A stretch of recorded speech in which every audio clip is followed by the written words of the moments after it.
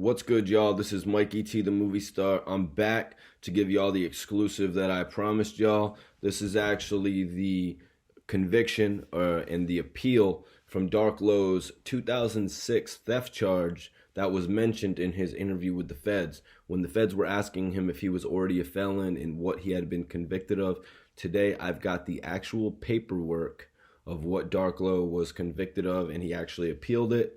And just stay tuned so you can see the outcome of Dark Low's appeal from the 2006 gun theft charge. But before we get into that, everybody, if everybody could head over to Instagram and follow me at MikeyT_the movie star. I'm going to follow everybody back who follows me based on this video. I appreciate y'all. Let's keep spreading the love, and let's get into this exclusive right now. So this is actually a state case.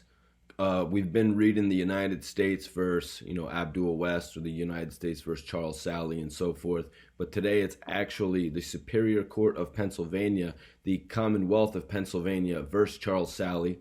And this was decided on September 10th, 2008, before Lally Green Shogun and Huddock JJ, Carl Baker, Public Defender of Philadelphia for the appellant, Hugh J. Burns, Jr., Assistant District Attorney of Philadelphia for the Commonwealth. Number one, the appellant, Charles Sally, appeals from the judgment of the sentence entered on August 17, 2007, purporting to resentence the appellant for the following reasons. We vacate and remand. 2. The trial court stated the factual and procedural history as follows. On September 5th, 2006, the defendant, Charles Sally, hereinafter Sally, was tried before this court without a jury and found guilty on charges of carrying a firearm without a license, a felony of the third degree; carrying a firearm on a public street or place, a misdemeanor of the first degree; persons not to carry firearms, a felony of the second degree; and theft by unlawful taking. I said terroristic threats, right?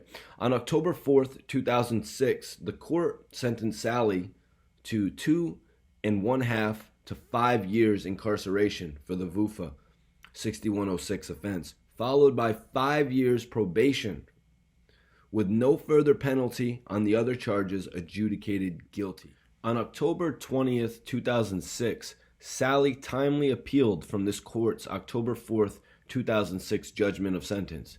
In that appeal, docketed at 3113 EDA 2006, Sally claimed that the evidence was insufficient to support. On August 3rd, 2007, the Superior Court of Pennsylvania filed an opinion regarding Sally's 3113 EDA 2006 appeal, therein finding sufficient evidence to convict Sally beyond a reasonable doubt, and further finding insufficient evidence as to Sally's VUFA 6106 conviction.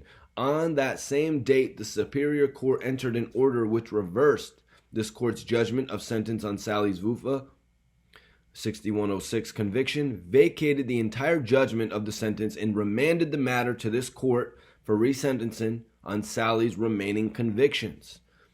On August 17th, 2007, this court resentenced Sally to 2.5 to 5 years for the VUFA offense, followed by 5 years probation, with no further penalty on the other charges adjudicated guilty. On September 13, 2007, Sally timely filed a notice of appeal from this court's August 17, 2007 judgment of sentence, which was docketed as 2305 EDA 2007. On September 17, 2007, pursuant to PA RAP 1925, this court ordered Sally to file a concise statement of errors complained of on the appeal, hereinafter 1925 statement, within 21 days of the date of the order. On October 4th, 2007, Sally timely filed his 1925 statement. The trial court's opinion on 11/13/2007, November 13th, at 1 to 2. 3. The appellant raises the following issues on appeal. Did not the trial court lack jurisdiction to resentence the appellant, where proper jurisdiction still rested with the Superior Court, where the certified record was still properly before the Superior Court, and where the trial court's actions violated the appellant's statutory right to seek an allowance of appeal? 4. The appellant claims that on August 17, 2007, the trial court lacked jurisdiction to resentence him. Appellant contends that his appellate rights were violated because pursuant to PA RIP 2572, the Superior Court should have retained jurisdiction until the 30-day time period for filing a petition for allowance of appeal in the Supreme Court of Pennsylvania had expired. Number 5, the issue before us for review centers on the question of subject matter jurisdiction. As the question of jurisdiction is purely one of law, our standard of review is de novo, and our scope of review is plenary. Commonwealth vs. DS 903, A2D 582-584, PA Super 2006. 6. Our decision in this case is guided by the Pennsylvania Rules of the Appellate Procedure. Rule 2572 addresses the time for remanded of a record from the appellate court and provides in pertinent part A. General rule, unless otherwise ordered. 1. The record shall be remanded to the courts or other tribunal from which it was certified at the expiration of 30 days after the entry of the judgment or final order of the appellate court possessed the record. Parties have 30 days to file a petition for allowance of appeal from a Superior Court decision with the prothonory of the Supreme Court. Accordingly, Rule 2572 merely ensures that the Superior Court does not unnecessarily remand a record to the trial court when the losing party appeals the decision to the Supreme Court. The rule was not enacted to force the prothonory of the Superior Court to remand the record on the 31st day. On the 31st day. Wow. So that says you right there, Dark Low, who is meeting all the time requirements, is doing things the right way. Looks like he's playing the system the right way, similar to the way he's playing the system right now in telling the truth. If the system wants you to tell the truth and the truth is going to set you free, you might as well tell the truth. Dark Low admitted to what he did, and you can't judge him based on that. All right, so number 9. The trial court in this case addressed the issue of jurisdiction as follows. Sally first claims that on August 17, 2007, this court lacked jurisdiction to resentence him. Sally contends that his appellate rights were violated, asserting that pursuant to PA RIP 2572, the Superior Court should have retained jurisdiction until the 30-day time period for filing a petition for allowance of appeal in the Supreme Court of Pennsylvania expired. The court disagrees and finds that its jurisdiction was proper. PA RIP 1701, the governs trial court jurisdiction during appeal, providing in part, except as otherwise prescribed by these rules, after an appeal is taken, the trial court may no longer proceed further in the matter. After an appeal is taken, the trial court may take any action directed or authorized on application by the appellate court. So PA RIP 2521 sets forth the procedure for determining the date for entries of judgment and other such orders, providing in pertinent part, subject to the provisions of Rule 108, 1, date of entry of orders, the notation of a judgment or other orders of an appellate court in the docket constitutes entry of the judgment or other order. On August 3rd, 2007, the Superior Court filed its opinion regarding Sally's 3113 EDA 2006 appeal and entered the order on that same day. And in relation to this matter of the Superior Court entered an order which stated, judgment of the sentence vacated. The matter is remanded for resentencing, consistent with the memorandum jurisdiction relinquished. Docket number 3113 EDA 2006. This was August 3rd, 2007 entry, and some emphasis was added. The language of the Superior Court's August 3rd, 2007 order plainly states the Superior Court relinquishes of jurisdiction and it remands of the matter to this court. Under PA RIP 2521, the Superior Court's August 3rd, 2007 order became effective as of the date of its entry on the docket, i.e. August 3rd, 2007. Thus, under the PA RIP 1701, as of August 3rd, 2007, it was appropriate for this court to comply with the Superior Court's order by resentencing Sally on the charges. In arguing against the court's jurisdiction, Sally cites PA RIP 2572, which sets forth the timing for remand of the record. Clearly, The plain language of PARIP 2572 does not dictate the transfer of jurisdiction, but rather sets forth a modifiable default rule for timing of the Superior Court's remand of the record. Thus, Sally's claim must fail. So furthermore, prior to its August 17, 2017 imposition of sentence, this court inquired as to whether a petition for allowance of appeal would be filed in this matter.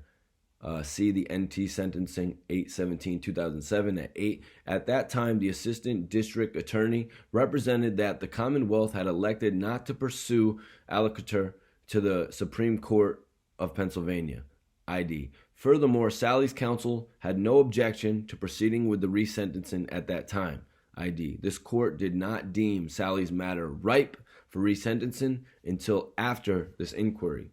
Because the Superior Court relinquished jurisdiction when it remanded Sally's matter for resentencing on August 3, 2007, and because review of this court's August 17, 2017 inquiry reveals that there were no objection to proceeding with Sally's resentencing at that time, this court properly had jurisdiction on August 17, 2007. Trial Court Opinion 11/13/2007 at 5-7.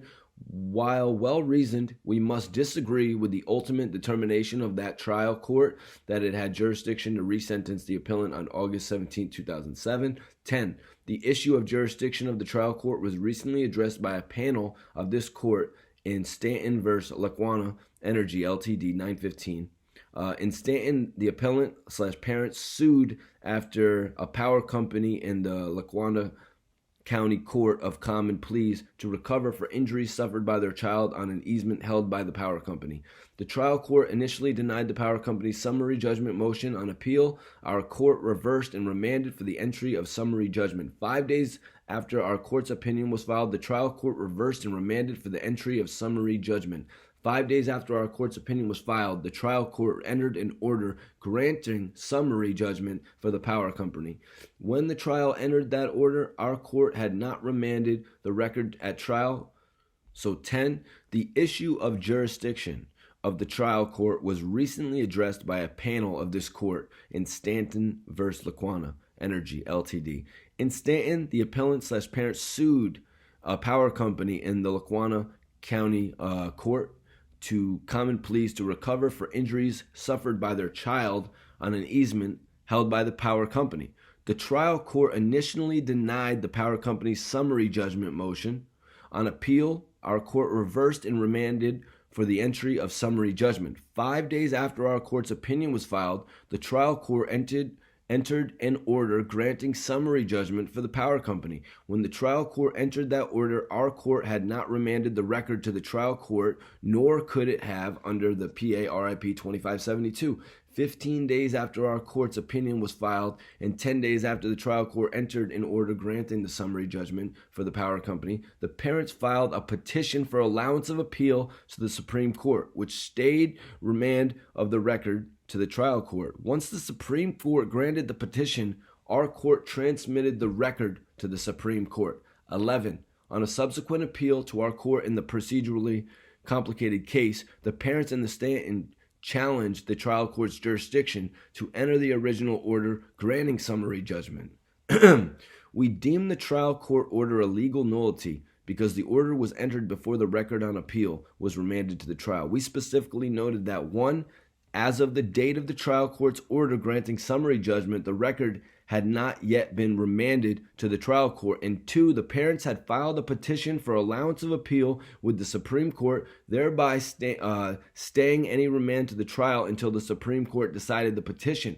Accordingly, the trial court lacked jurisdiction to enter the order. We specifically concluded that no PARIP 1701 exception gave the trial court jurisdiction before the record's return. So its order was void and there was nothing for the parents to appeal. See also the Commonwealth v. Bishop, concluding that the trial court lacked jurisdiction to conceive a bail hearing and consider the merits of petition seeking bail where the records had not yet been remanded from the appellate court. 12. Here the record reflects that on August 17th, 2007, 14 days after this court issued a decision to remand for resentencing, the trial court held a brief sentencing hearing by audio-visual teleconference. The trial and this was on 8/17/2007 at 3. The trial court then reimposed upon the appellant a sentence of incarceration of 2 1/2 to 5 years, followed by 5 years probation. At 9, at that time of the resentencing hearing, the record had not been remanded to the trial court. In summary, the trial court had entered the judgment of sentence before it received the record. Accordingly, the trial court lacked jurisdiction on August 17, 2007. The fact that the appellant's counsel failed to object at that time for resentencing is of no moment. C. And Melagrain, the issue of subject matter jurisdiction can't be waived. The judgment of sentence entered by the trial court on that date constituted a legal nullity. We thus vacate the judgment of sentence imposed and again remand the resentencing subsequent to remand of the record. 13. The judgment of sentence vacated. Case remanded. Jurisdiction relinquished. That's crazy. Darklow took a win. Darklow took a big win in that case. I hope y'all could understand what I was reading. It's crazy how they use other cases to break down cases, and then you got all these things you could go back and look back on. But I'm just glad that Darklow had the legal sense to know what to do, to file his appeals on the timely motion, on the in a timely manner, so he could get them in there on the proper dates. And it's crazy how they're not even going to look to the records. It's like you get an email and you don't check it. It's like you read a story and then you comment on the story without even fully reading the last 5 paragraphs. You only read 2 paragraphs. Everybody, I hope you enjoyed this. I cleared this up for everybody. Darklow has his mind right for this whole appeal. I'm praying for the best. Darklow's health is a concern that I have as well with everything going on right now in the country. We need to get Darklow out of that jail cell with what's going on. If we can bring YMN Melly, if we can bring Kuda B home, if Tekashi 6ix9ine can come home, Darklow should be able to come home. I hope that really clears up a lot for some people out there, showing you that Darklow really does know how to play this legal system. He can play their games. You know, they want to set up dates and do things in a timely fashion. Darklow knows how to play those things. Darklow is not the man that they're presenting him to be, honestly. Before Darklow got locked up, this guy was using his own money to help the people in Philly learn to read better. You know what I mean? This guy was literally holding classes, and he would have a group of people at a table and everybody would have a book. You know, he wasn't just out there doing street activity. He was out there trying to help people and better the youth of the Philadelphia neighborhoods. So everybody, I appreciate y'all for watching this video. I appreciate everybody for staying in tune. Up next, I've got the 48-page indictment that I'm going to get into. So that's going to span a couple episodes. So I appreciate everybody staying in tune with the Fed cases. Everyone's saying, Mikey T, I love the Fed cases that you're doing on the channel. We got to stay reporting on the facts, especially when the people are getting some of the facts like terribly misinterpreted. Like, a lot of people on the internet don't really know what's going on, and I feel like what I'm doing is helping them have a better understanding of what's going on. Everybody who's watching this, follow me on Instagram though, MikeyT_the movie star. I'm gonna follow everybody back who follows me. I appreciate y'all.